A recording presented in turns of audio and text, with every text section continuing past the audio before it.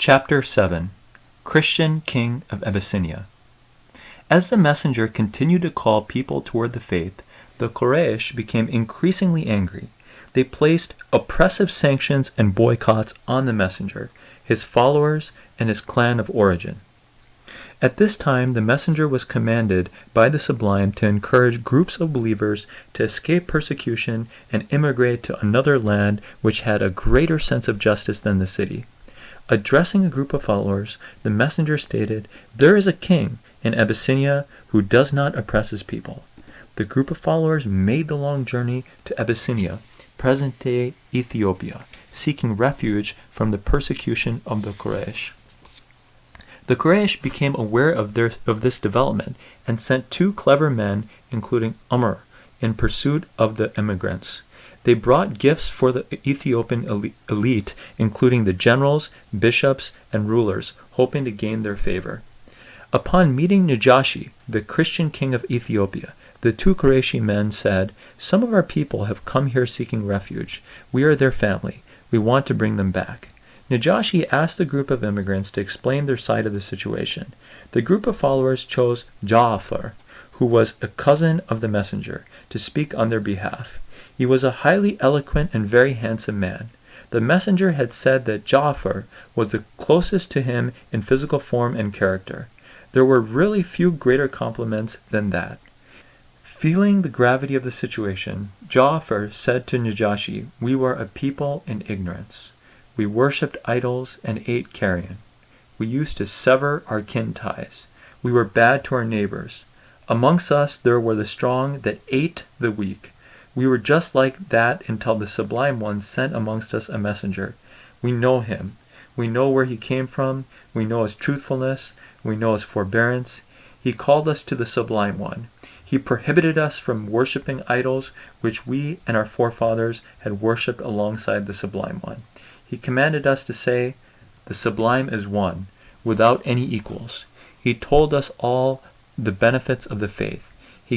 We gave him a favorable response, believed in him, and gave him our full support. We followed the commandments from the Sublime One, conveyed by the messenger.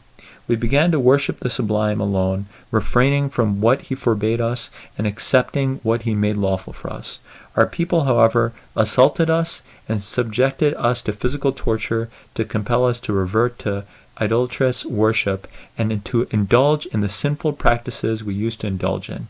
Having been overpowered, oppressed, and denied the freedom to choose our faith and practice it, we sought refuge in your country, choosing you in preference to all other rulers, hoping that in your refuge we would suffer no injustice." Upon hearing the passionate appeal, Najashi was intrigued and requested, "Read me a passage from the Book of Truth." Ja'far then recited the chapter on Mary, mother of Jesus, from the Book of Truth. "In the name of the Sublime, most gracious, most merciful.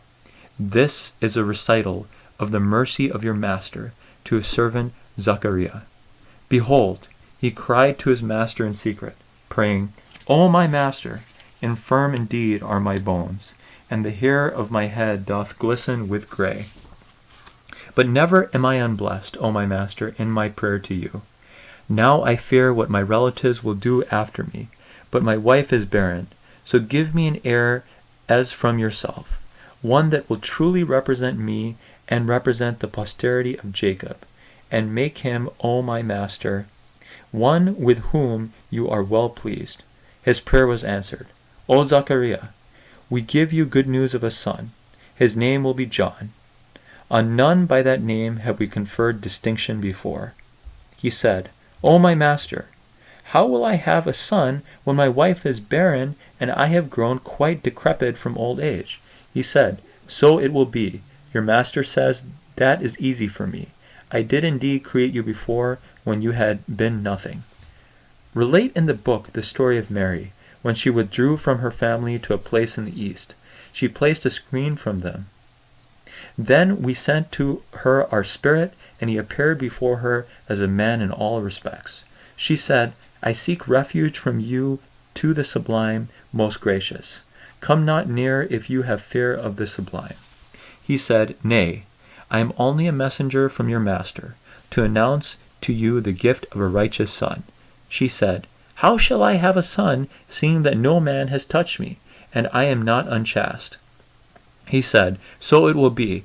Your master says, that is easy for me, and we wish to appoint him as a sign unto men and a mercy from us. It is a matter so decreed." So she conceived him, and she retired with him to a remote place. At length she brought the baby to her people, carrying him in her arms. They said, "O Mary, truly an amazing thing have you brought. O sister of Aaron, your father was not a man of evil, nor your mother a woman unchaste." But she pointed to the baby. They said, "How can we talk to one who is a child in the cradle?" He, Jesus, said, "I am indeed a servant of the Sublime. He has given me revelation and made me a messenger. And he has made me blessed wheresoever I be, and has enjoined on me prayer and charity as long as I live. He has made me kind to my mother, and not overbearing or miserable. So peace is on me the day I was born, the day that I die, and the day that I shall be raised up to life again." Such was Jesus, the Son of Mary. It is a statement of truth about which they vainly dispute. Ja'far exhaled from the effort needed to recite these verses and further said, "The messenger tells us that Jesus is to be honored and his mother Mary is to be honored." Najashi, the Christian king, and his patriarchs started weeping upon hearing the beauty of the recitation of the chapter from the Book of Truth on Mary and Jesus. He then was in tears on hearing the translation. Najashi lifted his tear-stained face, steadied his voice, and said, "This is exactly what Jesus brought. This is from the same lamp." Najashi dismissed the two men from Quraysh and assured Ja'far and the group of immigrants that they would have his full protection. The two Qurayshi men were shown out of the palace of Najashi, their faces ashen at their sudden fall from grace. As they sulked away from the court of nobles, they passed by the lavish gifts, which now seemed like such a waste. After brooding over the situation, Umar, one of the Qurayshi delegates, made a last-ditch attempt to thwart Ja'far and the immigrants. Going back to Najashi, Umar said, "Before you make a decision, you should know that the immigrants believe that Jesus was a servant, a slave." Najashi called back the immigrants and posed, "What do you say about Jesus?" Ja'far replied, "Our messenger says that Jesus is the Sublime's servant and messenger. He is his spirit and his word delivered unto Virgin Mary." Najashi picked up a stick from the floor and concluded, "What you have just said about Jesus does not go beyond the truth by the width of this stick." Upon hearing this, Najashi's patriarchs were very upset and protested what they believed was unacceptable from the king. Najashi faced his court and stated over their cries, "It is true, no matter what you say." The air was thick with tension as Najashi turned away from his patriarchs and faced the immigrants from the city. Najashi said to Ja'far and the immigrants, "You are safe in my land. Whosoever harms you will be brought to justice. I would not harm any one of you for a mountain of gold." Shortly after, his patriarchs returned the gifts to the Quraysh, who had been flustered again. Word of the encounter spread like rapid fire through Ethiopia. Soon, many began to question whether Najashi had changed his faith. Najashi learned of this and summoned them. The Ethiopians said to him, "We trusted you. Now we are worried that you have changed the faith." Najashi took a parchment and wrote, "There is no master but the Sublime, and the messenger is his servant, and Jesus is his messenger." Najashi folded the piece of parchment and slipped it into his upper garment.